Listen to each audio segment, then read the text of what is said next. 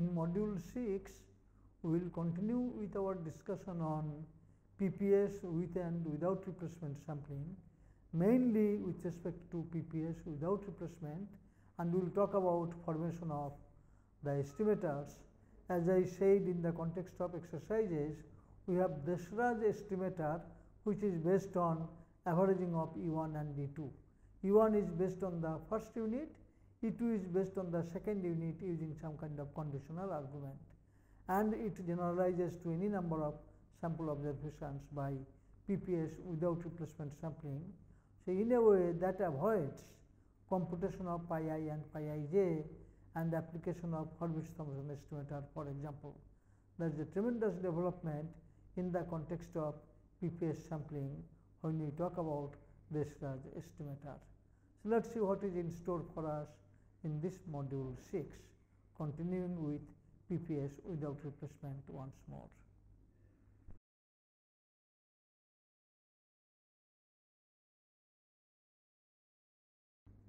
Note that in the context of PPS with replacement sampling, the individual estimators YT over PT, they behave like what we call IID, and therefore the computation of their average towards estimation of the total, then the variance and the variance estimate, everything becomes very routine.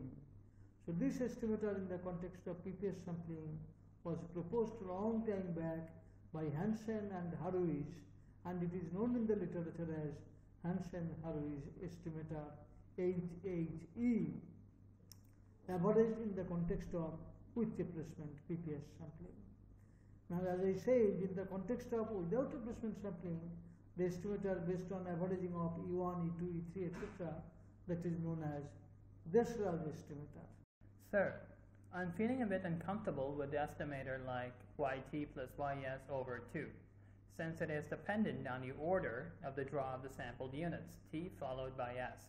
After all, once the survey statistician got access to the pair of observations, YT, YS, the estimator should not be order dependent. What if somebody hides this information to the statistician? Is then the statistician handicapped? It's a very good point indeed.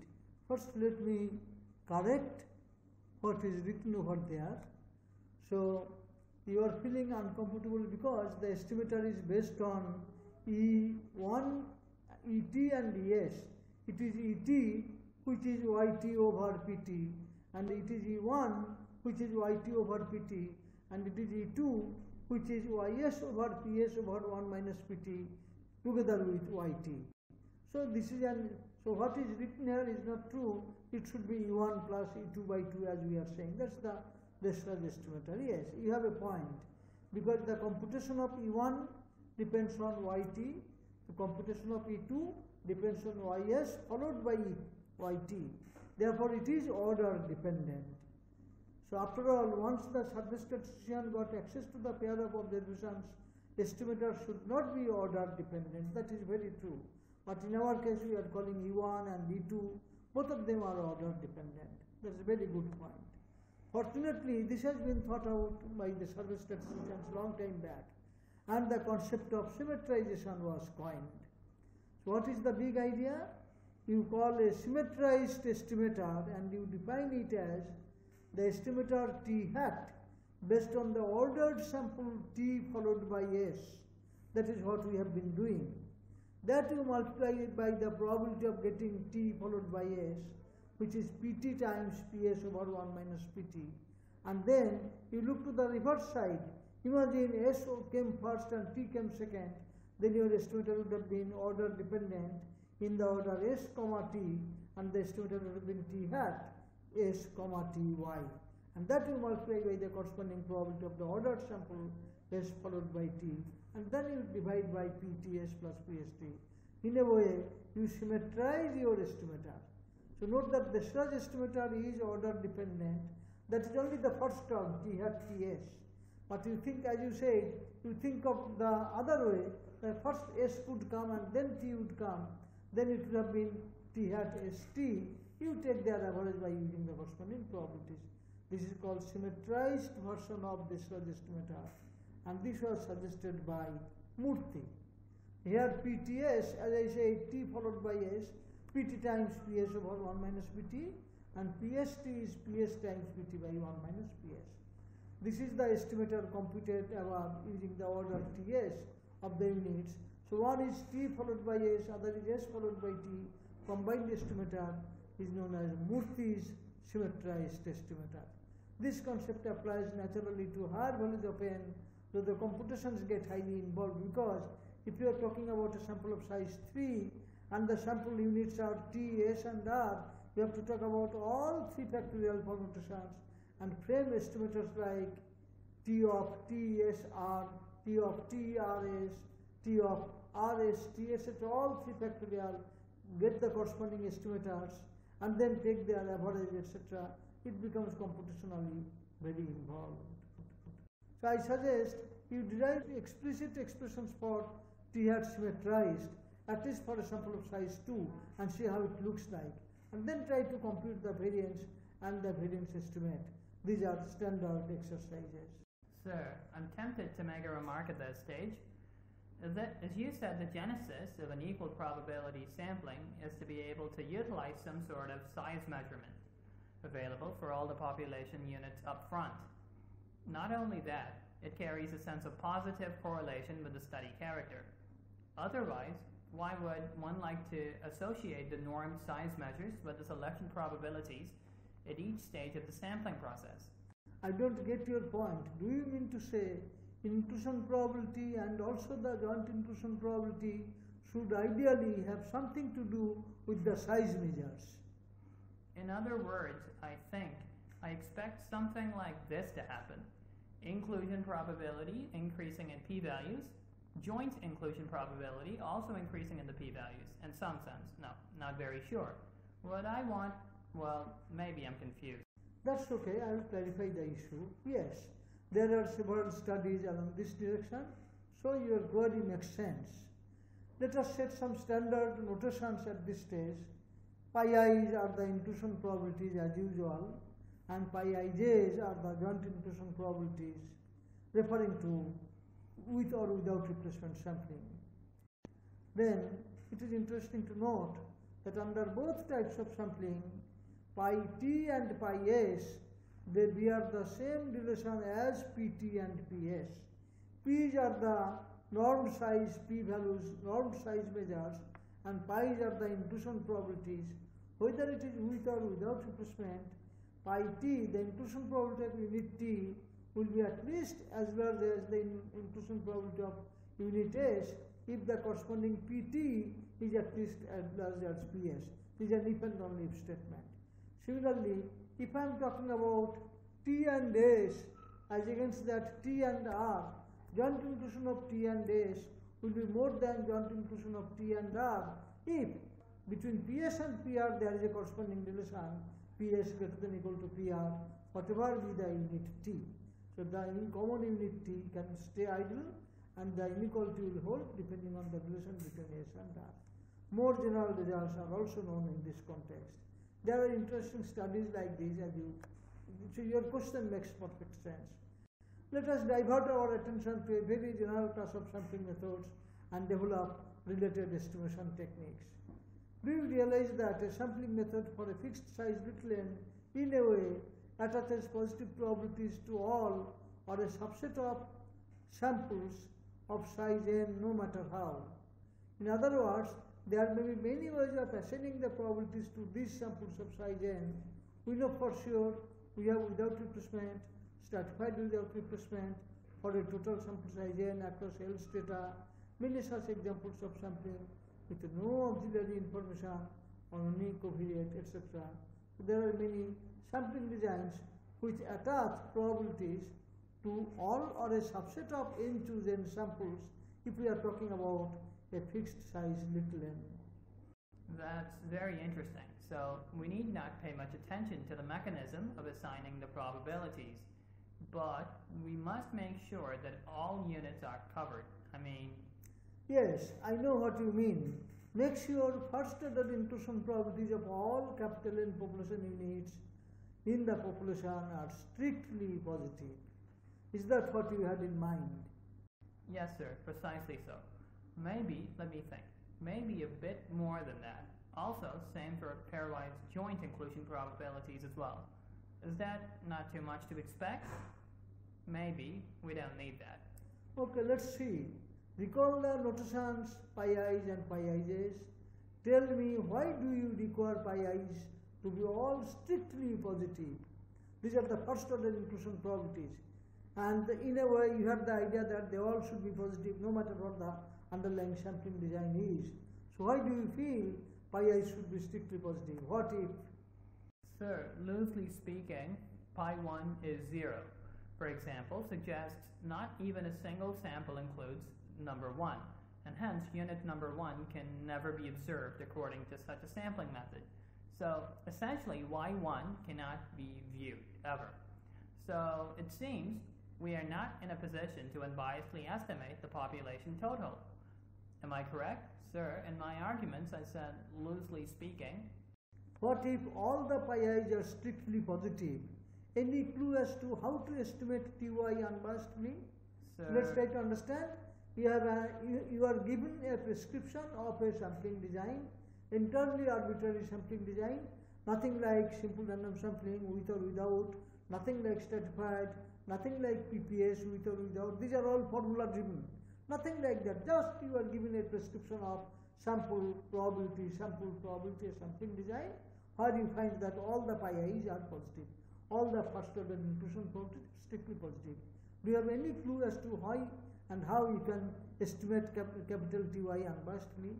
Sir, that should be possible. Apparently I do not see any obvious contradiction, but let me try. T of y is summation yi, which is summation yi over pi I times pi I. This serves as an identity and it is valid since pi I is more than 0 for each I. Once unit number I has been sampled, yi has been observed. So I can compute yi over pi I for every unit I in my chosen sample.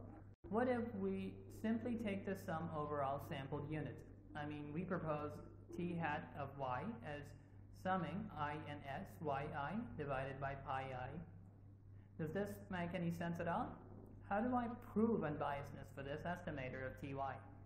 What is unbiasedness after all? Well, we have to take the expectation first. What is the contribution of yi over pi I in the overall expectation? For every sample s, that means contains the unit I need to use its chance of selection, that is, say, p of s, and add them up. Well, that means pi I, so by definition, contribution of yi divided by pi I amounts to yi divided by pi I times pi I, which has yi itself, and that seems to be true for each I, since pi i's are positive for each I from 1 to n. Okay, I think I'm pretty sure this is the case. You are very right. That is indeed what is happening here. We will see how to continue from this thing in the next module. So to conclude, in this chapter we coined the terms Hansen-Harvey's estimator, the estimator based on PPS with replacement sampling, and then Desraj estimator, the estimator based on PPS without replacement sampling, and then Murthy's symmetrized estimator, which is the symmetrized version of Desraj estimator. Therefore, in the process we mentioned about PPS without replacement sampling, the sample drawn in a specific order, order-based estimator, unordered estimator, and then we mentioned about the very general sampling design. So, if we do not have any structured sampling design, for an arbitrary sampling design which is a collection of samples and corresponding probabilities, the probabilities add up to 1, we can always compute pi I, pi ij, etc. first and second order inclusion probabilities. What do they mean in terms of the estimation problem, variance estimation problem, mean estimation problem, etc. We are heading towards that, and all we could see is that if pi I is positive for every I, all the units in the population have first order inclusion probability strictly positive, irrespective of the nature of the sampling design or the sampling scheme, then we can always estimate unbiasedly the population total, and we argued in a way, you have argued very cleverly why we can provide an estimator of the population total if all the pi i's are positive. And we also mentioned in a way that if some pi I is 0, then there is a practical difficulty in estimating the population total, because if pi 1 equal to 0, there is no sample at all which gives the possibility of observing the unit 1, therefore y1 is totally unobservable. But the population total Ty that very much includes y1, you can never have an identity giving Ty equal to expected value of the estimator. No estimator, no part of the estimator will involve y1, because estimators are based on samples. So that explains logically why pi I positive for all I is necessary and sufficient for estimation of the population total. We will start from here, and in the next module we will take up a lot of related issues. Meanwhile, in this module, let us be satisfied with some questions and MCQs. So, in this module we have 4 questions. Let me read out. The question number 1, write down explicit forms of symmetrized Desraj estimator under without replacement PPS sampling for small n equal to 2 and small n equal to 3. These are straightforward problems. For small n equal to 2, our sample, if I call the sample t comma s, then the Desraj estimator will be one based on t comma s, another estimator will be based on s comma t, and we have to do the symmetrization by using Murthy's formula. That will give you symmetrized Desraj estimator. When it says n equal to 3, there are 3 units coming up, t, s and r. There are 3 factorial or 6 possible classifications, or 6 possible orderings. For every ordering you will get 3 estimators we called E1, E2, E3. We have to take their average. That average will represent 1 for every single permutation, and there are 6 possible orderings. We will be getting 6 possible estimators, and then we will have to take their average. That will give the symmetrized Desraj estimator. So, notionally and notationally, these are pretty straightforward in our mind. We have to sit down and write. It is a very straightforward problem. Question number 2. Also in question number 1, write down an expression for the variance of the estimator for n equal to 2. Work out its unbiased estimator as well. This is a good question. You work out the variance of the symmetrized Desraj estimator. Just go follow the definition of variance and then work out unbiased estimator. Follow the definition. Question number 2 is not only just algebra, it is more involved in the sense of concept. So, that is a concept bearing problem. Question number 3, under with replacement PPS sampling, establish the claims. These are pretty straightforward algebra, very simple.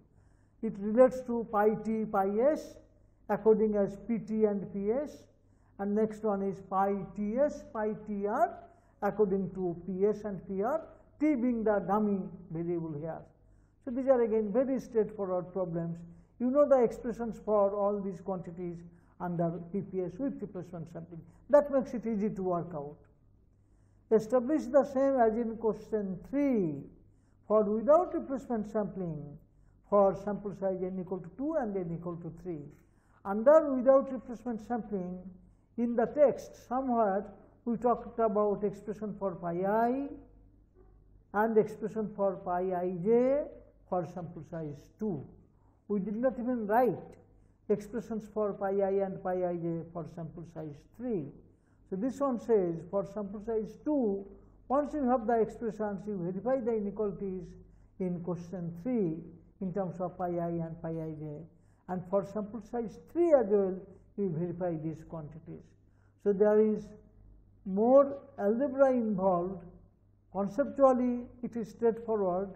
It is more algebra involved in the expressions for pi I, pi ij's as well as in establishing the inequalities, but it is more in the form of algebra. The only conceptual problem was problem number 2.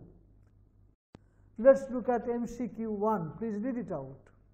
It is desired to draw n without replacement sample n capital N small n such that for given positive valued normed size measures P1, P2, and Pn, the inclusion probabilities pi t's and pi ts's satisfy the relations pi t is proportional to pt for each t, and pi ts is proportional to the product pt ps for each T unequal to S. A. This is not possible unless the PTs are equal. B. This is possible by suitably selecting the PTs not all equal. C. This is possible whenever n is 2 without any further condition. And D. This is possible only when n is 2 and PTs are all equal. It's a very good question, very good problem. The point to note is the highlight to be made is on without replacement. The moment you say it is without replacement sampling, and you are referring to a sample of size little n, and you are referring to pi I, pi ij, etc., you recall some of the relations involving pi i's and pi ij's that were set forth before in the context of without replacement sampling. It said summation pi I equal to little n, summation pi ij over all I and j, that is n into n minus 1, etc. There are three relations exhibited before involving pi i's and pi ij's. Keep those relations in view and then try to resolve this question. It's a very good question, but you need that background information all the time. What is the next one? It is desired to draw without replacement capital N small n sample such that for given positive valued norm size measures P, etc. m times, and Q n minus yeah, n so times. for m units it is P, and for n minus m remaining units it is Q. So the norm size measures are in two groups, P all the time for some of them and Q for the rest. The inclusion probabilities pi t's and pi ts's satisfy the relations 1. Pi t is proportional to p for each t 1 to n, and is proportional to q for each t n plus 1 through n. And pi ts is proportional to p times q for all 1 less than t less than n less than s less than equals capital N. A. This is not possible unless... So they are making some statements to start with, that if the without replacement sampling is made in a way that there are two groups of population, the first group of m, they behave almost identically, and the next group of n minus m, they behave identically. Seemingly they are behaving identically in two groups, then they are making a statement like pi also, the inclusion probability first order also will behave in the same manner, and second order inclusion probabilities also will behave more or less along the same manner. So these are the statements made, and the question is whether it is possible or not. There are four alternatives given. Good question, think it over please. What is the next one? It is desired to unbiasedly estimate finite population total T of y by drawing a without replacement capital N small n sample. It is decided that only one draw out of n draws will enable the statistician to draw unit number 1. For the other n minus 1 units, there is no such restriction. With this information, it seems impossible to go ahead and meet the requirements. True, false, true, but variance estimation could be a problem, and true and variance estimation is not a problem even when small n is 2. Bah. So let's try to understand the problem. It says we are referring to without replacement sampling, but then it has been decided that only one draw will enable the statistician to draw unit number 1. So for example, the very first draw, I can have a selection of one unit out of capital N units, but the first unit has a positive selection probability so that it can come. In all the other draws, the first unit has 0 selection probability. That is what it says, that it can be included only in one out of so many draws. So that is how you have to understand the implementation of the problem, how to implement the sampling design. Given this situation, is it true that you can still estimate the population total with variance estimation and all that? That is how the problem goes. Interesting problem. What is the next one? It is desired to unbiasedly estimate a finite population total T of y by drawing a without replacement capital N small n sample. It is decided that only 2 draws out of n more than 2 draws will enable the statistician to draw unit number 1. For the other n minus 1 units in the population, there is no such restriction. With this information, it seems impossible to go ahead and meet the requirements. So similar problem. This time it says if the sample size is more than 2, you are told that only in 2 draws you have a possibility of drawing the unit number 1. So, take for example, draw number 1, draw number 2. In these two, unit number 1 has positive probability of selection. In all other subsequent draws, it has got 0 probability of selection. Given this type of sampling scheme, do you think that you can estimate the finite population total Ty, and you can go for variance estimation and all that?